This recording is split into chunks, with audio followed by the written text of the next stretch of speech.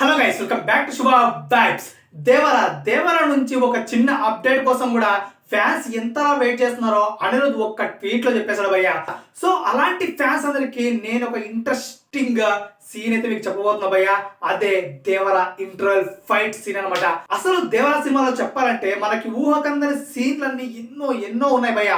అందులో ఏ డౌట్ లేదు. మనకి కళ్యాణ్ రామ్ గారు ఇంటర్వ్యూలో చెప్తూ ఉంటే దేవరా సినిమా గురించి అసలు రోమాలు నిక్కబడుచుకుంటాయి.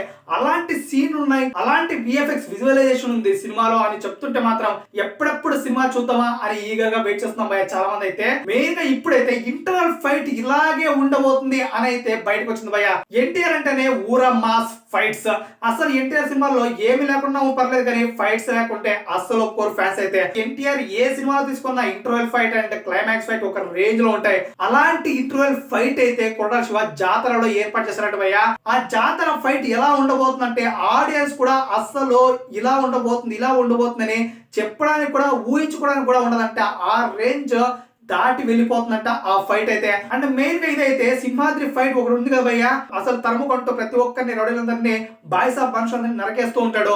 ఒక గుడిలో పెద్ద రౌడీని నరకేస్తాడు. ఆ సీన్ కి ఎలా అయితే పూనకాలు వచ్చినట్లు ఊగిపోయారో దానికి 10 రెట్లు ఊగిపోతారు ఈ జాతర ఫైట్ సీన్స్ కి అయితే.